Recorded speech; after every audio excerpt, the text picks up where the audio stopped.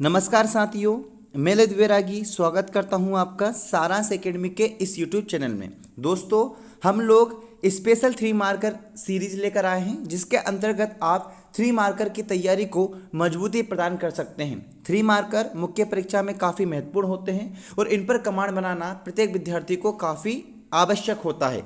अतः इसी क्रम में हम प्रश्न पत्र तृतीय, जो कि सबसे ज़्यादा चैलेंजिंग है, यहाँ से 3 मार्कर स्टार्ट कर रहे हैं। यदि आप लोगों का रिस्पॉन्स अच्छा रहा तो हम इस सीरीज को आगे बढ़ाएंगे और प्रत्येक पेपर में यूनिट वाइज 3 मार्कर को कंप्लीट करेंगे। चलिए शुरू करते हैं आज का हमारा वीडियो लेक्चर, जिसमें हमने कुछ 3 मार्कर लिए हैं और इनको कैसे लिखना है ये जानना है। चलिए, पहला 3 मार्कर है ग्रीन पीस। देखो दोस्तों, ग्रीन पीस इंटरनेशनल का नाम आप लोगों ने सुना होगा और ये गैर सरकारी पर्यावरण संगठन है। मतलब ये क्या है, एक एनजीओ है। तो हमें पहले इसका स्वरूप बताना होगा कि इसका स्वरूप कैसा है। तो ये गैर सरकारी पर्यावरण संगठन है, जिसकी स्थापना कब हुई थी? 1971 में। और इसका मुख्यालय कहाँ पर है? एम्स्टर्डम, नीदरलैंड में। ठीक है। और इसका उद्देश्य क्या है? पर्यावरण की सुरक्षा एवं संरक्षण करना। अब आपके पास यहाँ पर 4 पॉइंट है और आपको 2 लाइन वहाँ पर मिलेंगे 3 मार्कर लिखने के लिए, है ना। हालांकि मेंस के सिलेबस में उसने मेंशन किया है कि आपको 1 लाइन में या 10 शब्दों में लिखना है। तो आप क्या 10-12 शब्द इजीली लिख सकते हैं। क्या है? गैर सरकारी पर्यावरण संगठन है। स्थापना कब हुई? 1971 में। मुख्यालय कहाँ पे? एम्स्टर्डम में। ठीक है। और उद्देश्य क्या है? पर्यावरण की सुरक्षा एवं संरक्षण करना। क्लियर है। तो ये क्या था? हमारा ग्रीन पीस था। दूसरा प्रश्न क्या है? पेटा। तो पेटा का पूरा नाम क्या है? People for the ethical treatment of animals. ठीक है। People for the ethical treatment of animals. इसकी स्थापना कब हुई थी? मार्च 1980 में इसकी स्थापना हुई थी। इसका मुख्यालय कहाँ पर है? यूएसए के नॉरफोलार्क में। कहाँ पे है? यूएसए के नॉरफोलार्क में है। और ये क्या करता है दोस्तों? पेटा जो है वो पशु क्रूरता, पशु हत्या का विरोध करता है और वेगन भोजन का समर्थन करता है। वेगन भोजन का मतलब क्या है? कि पशु उत्पाद रहित, मतलब ऐसा भोजन जिसमें कोई भी पशु सम्मिलित ना हो, तो उसको समर्थन करता है। पशु क्रूरता व पशु हत्या का विरोध करता है। तो इसका मतलब क्या है? इसका मतलब यह है कि पेटा जो है वो पशु अधिकार केंद्रित संगठन है। मतलब पशुओं के जो अधिकार हैं उन पर केंद्रित संगठन है पेटा, जिसकी स्थापना कब हुई थी? 1980 में। ये बात याद रखिएगा। मुख्यालय कहाँ पे है? नॉरफोलार्क में है, यूएसए में। और ये पशु क्रूरता, पशु हत्या का विरोध व वेगन भोजन का समर्थन करता है। People for the ethical treatment of animals इसका फुल फॉर्म है। जबकि ग्रीन पीस क्या है? ग्रीन पीस एक गैर सरकारी पर्यावरण संगठन है। 1971 में इसकी स्थापना हुई थी और एम्स्टर्डम, नीदरलैंड में इसका क्या है? मुख्यालय है। ठीक है। पर्यावरण की सुरक्षा एवं संरक्षण करना इसका प्रमुख उद्देश्य है। ठीक है। आगे बढ़ते हैं हम लोग। अगला प्रश्न है WWF। WWF का पूरा नाम क्या है? World wide fund. और इसकी स्थापना कब हुई थी? 1961 में। देखो, आपको छोटे छोटे पॉइंट्स में लिखना है। देखो, स्थापना और आपने ये लिखा 2 वर्ष, लोगो पांडा 3 और 4 वर्ष, और उद्देश्य क्या है? पर्यावरण विघटन को रोकना। खत्म। 10 वर्ष आपके कंप्लीट हो गए और आपने 3 डायमेंशन भी यहाँ पर दे दिए। आपने स्थापना बता दिया कि WWF की स्थापना 29 अप्रैल 1961 को हुई। इसका जो लोगो है वो क्या है? पांडा है। और उद्देश्य क्या है? पर्यावरण विघटन को रोकना, मानव पर्यावरण में सामंजस्य बनाए रखना। WWF का क्या है भैया? WWF का उद्देश्य है। तो 29 अप्रैल 1961 की डेट याद रखिएगा। अब हम लोग दोनों 3 चीज पढ़ी हैं। ठीक है। हम लोगों ने क्या पढ़ा? हमने पढ़ा ग्रीन पीस 1971, WWF 1961 और पेटा 1980। तो ये 3 डेट याद रखिए मेरे साथ। ग्रीन पीस 1971, ठीक है, पेटा 1980 और उसका WWF 1961। अगला प्रश्न काफी इंपॉर्टेंट है, मैंग्रोव। ठीक है। मैंग्रोव क्या है? ठीक है। तो मैंग्रोव एक प्रकार की वनस्पति होती है, पर ये कहाँ पर पाई जाती है? ये पाई जाती है उष्ण एवं उपोष्ण कटिबंधीय समुद्री तटीय क्षेत्र में। ये अंडरलाइन वाली बात है। मतलब आपको मैंग्रोव कहाँ पे मिलेगी? जहाँ पे मीठा और खारा पानी का मिश्रण हो। तो मीठा और खारा पानी आपको कहाँ पे मिलेगा? समुद्री तटीय क्षेत्र पे मिलेगा। तो समुद्री तटीय क्षेत्र में पाए जाने वाले वृक्ष एवं झाड़ियों का समूह। किसका समूह? वृक्ष एवं झाड़ियों का समूह जो लवणीय जल को सेने की अच्छी क्षमता रखते हो, खारे जल को सेने की अच्छी क्षमता रखते हो, ऐसे वनस्पति को मैंग्रोव कहा जाता है। आपने सुना होगा सुंदरी वृक्ष। ठीक है। वो मैंग्रोव का ही उदाहरण है। अब इसका विस्तार देखिए, है ना। अब डेफिनेशन में इतना काफ़ी है कि उष्ण एवं उपोष्ण कटिबंधीय समुद्र तटीय क्षेत्रों में, ये अंडरलाइन करिएगा, ये आपको लिखना है।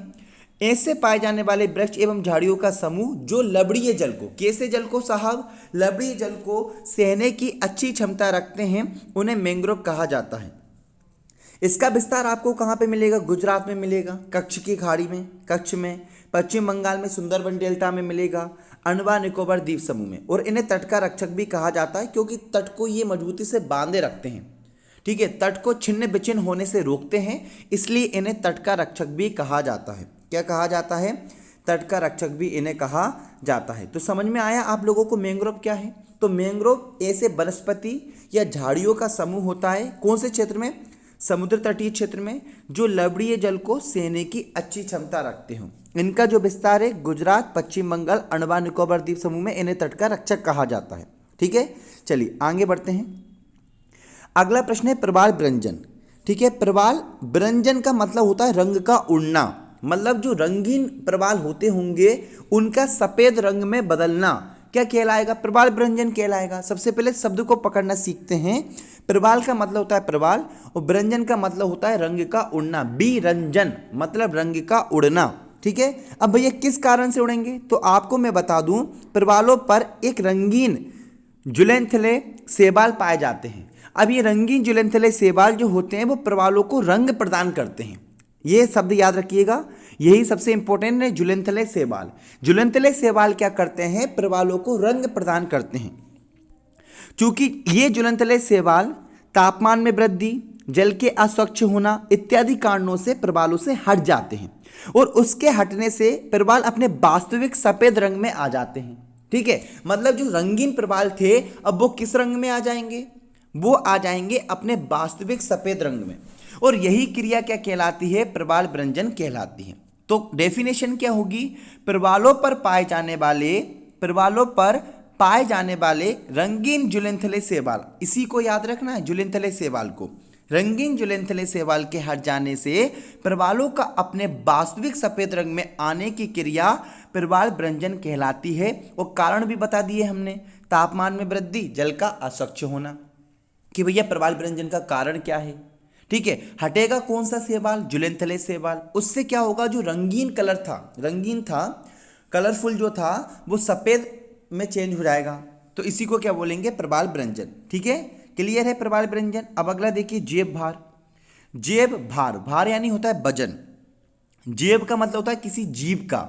ठीक है, तो किसी जीवित प्राणी में उपलब्ध कार्बनिक पदार्थों के, अब कोई भी प्राणी है, कोई भी व्यक्ति, वो कार्बनिक पदार्थों से मिलकर बना होगा, तो उस कार्बनिक पदार्थों का जो कुल शुष्क भार है, आप अपने जल को हटा दीजिए और फिर जो आपका वजन रहेगा, कार्बनिक पदार्थों का कुल शुष्क भार का मतलब क्या? जल को हटा दीजिए, जल की मात्रा हटा दीजिए, तो उसका जो भी वजन आपका रहेगा वो क्या कहलाएगा? जेब भार कहलाएगा। तो जेब भार की डेफिनेशन क्या लिखेंगे हम 3 मार्कर में? कि किसी जीवित प्राणी में उपलब्ध कार्बनिक पदार्थों का कुल शुष्क भार उसका जेब भार कहलाता है। ठीक है, मान के चलो कोई भी जीवित प्राणी है, ठीक है, उसमें कार्बनिक पदार्थ होंगे और उन कार्बनिक पदार्थों का जो शुष्क भार होगा, कार्बनिक पदार्थों का भार नहीं, शुष्क भार मतलब जल हटाने के बाद उसका जो भी वजन होगा वो उसका क्या कहलाएगा? जेब भार कहलाएगा। वो उसका क्या कहलाएगा? जेब भार कहलाएगा। क्लियर है? इतनी बात आप लोगों को समझ में आई? तो जेब भार की डेफिनेशन क्या हो जाएगी? कि किसी प्राणी में, याद करते चलिए मेरे साथ आप लोग, किसी जीवित प्राणी में उपलब्ध कार्बनिक पदार्थों का कुल शुष्क भार उसका जेब भार कहलाता है। चलिए अगले क्वेश्चन की ओर चलते हैं। जेब भार पिरामिड क्या है? ठीक है, अब देखना पिरामिड का मतलब क्या होता है। पिरामिड कुछ इस प्रकार बनेगा, मतलब आपने क्या कर दिया? क्रम के अनुसार प्रदर्शन कर दिया, कुल भार का क्रम के अनुसार प्रदर्शन कर दिया। आपने क्रम जमा दिया ना, ये यहाँ पे, फिर यहाँ पे, ये आपने क्रम बना दिया। वो क्रम बनाने के बाद आपने उसका प्रदर्शन किया। ठीक है, तो ये प्रदर्शन किसका किया? ये आपने प्रदर्शन किया प्रत्येक पोषण स्तर पे। देखो पोषण स्तर होते हैं, ठीक है, हर पोषण स्तर पे जो जीवों में उपलब्ध कार्बनिक पदार्थों का कुल भार होगा। अभी हम लोग पढ़ के आए ना जेब भार क्या है। अभी इस जेब भार का पिरामिड बना दीजिए, तो वो क्या कहलाएगा? जेब भार पिरामिड कहलाएगा। तो प्रत्येक पोषण स्तर में जीवों में उपलब्ध कार्बनिक पदार्थों का कुल भार का क्रमानुसार प्रदर्शन करना ही जेब भार पिरामिड कहलाता है। क्या कहलाता है? जेब भार पिरामिड। प्रत्येक पोषण स्तर में, हर एक पोषण स्तर होता है, ठीक है, जैसे कि टिड्डा का अपना पोषण स्तर है, उसका जो सांप है उसका अपना एक पोषण स्तर है, बाघ का अपना एक पोषण स्तर है। तो प्रत्येक पोषण स्तर में जीवों में जो उपलब्ध जैव भार होगा, जीवों में उपलब्ध जो जैव भार होगा, आप उसका क्रमानुसार प्रदर्शन कर दीजिए, वही क्या कहलाएगा, जैव भार पिरामिड कहलाएगा। ठीक है, तो जैव भार पिरामिड की डेफिनेशन याद रखिए, प्रत्येक पोषण स्तर के जीवों में उपलब्ध कार्बनिक पदार्थों के कुल भार का क्रमानुसार प्रदर्शन ही जैव भार पिरामिड कहलाता है। अब पारिस्थितिकी दक्षता देखिए, किसी पारिस्थितिकी तंत्र में ऊर्जा का एक पोषण स्तर से दूसरे पोषण स्तर में स्थानांतरण जिस कुशलता के साथ होता है, जिस कुशलता के साथ, ये एक पारिस्थितिकी तंत्र है, ये दूसरा ठीक है, एक पारिस्थितिकी तंत्र में एक पारिस्थितिकी तंत्र एक ऊर्जा पोषण स्तर से, ये ऊर्जा पोषण स्तर है, ऊर्जा का एक पोषण स्तर से दूसरे पोषण स्तर में जिस दक्षता से होगा, जिस कुशलता के साथ होगा, वो इसकी पारिस्थितिकी दक्षता कहलाएगी।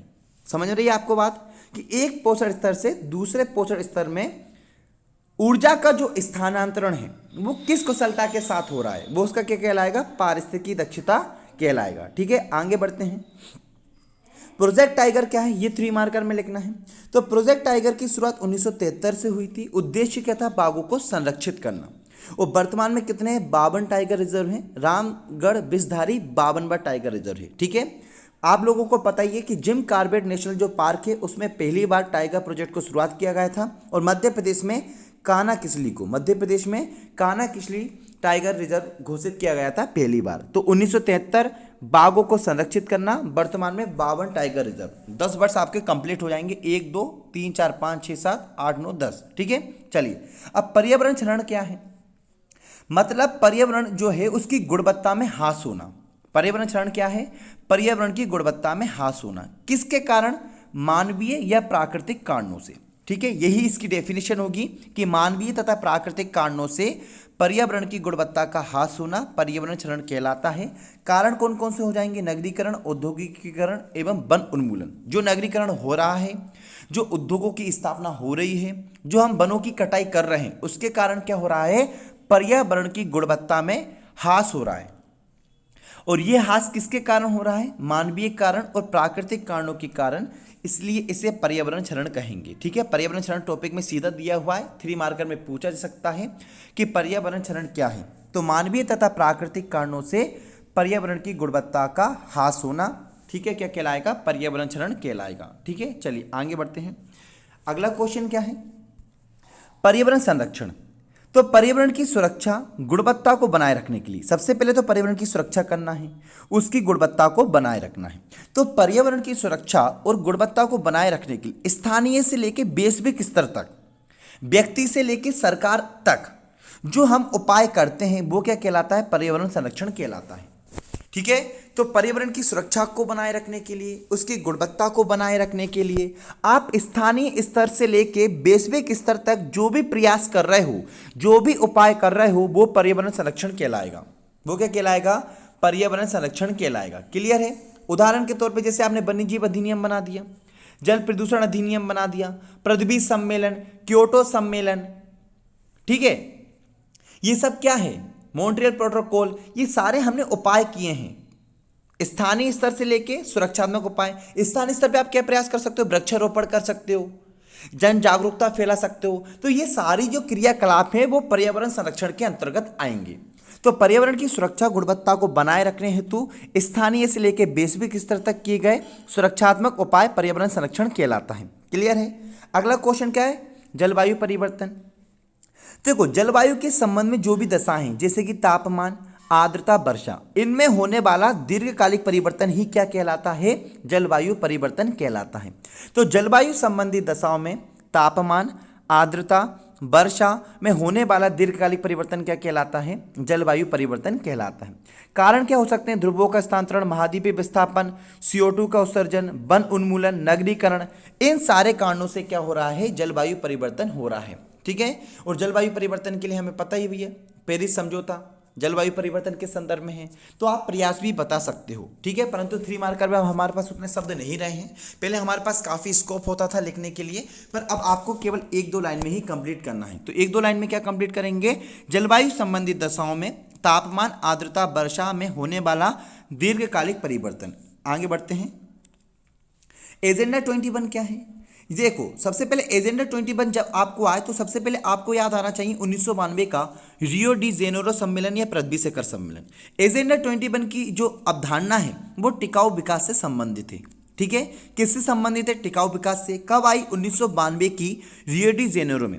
तो 1992 में रियो डी जेनेरो में आयोजित एजेंडा 21 टिकाऊ विकास के संबंध में संयुक्त राष्ट्र की, किसकी? यूएनओ की एक गैर बाध्यकारी कार्य योजना है। 10 वर्ष में बहुत शानदार है। ठीक है, एक लाइन में अच्छे से लिख सकते हैं।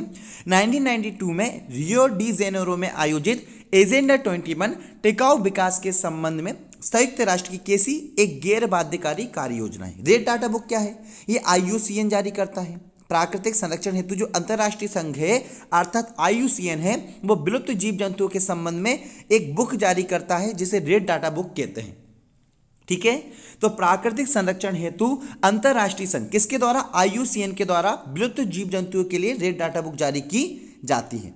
आगे देखते हैं ग्लोबल वार्मिंग। ग्लोबल वार्मिंग क्या है? पृथ्वी के तापमान में लगातार वृद्धि होना ग्लोबल वार्मिंग कहलाती है।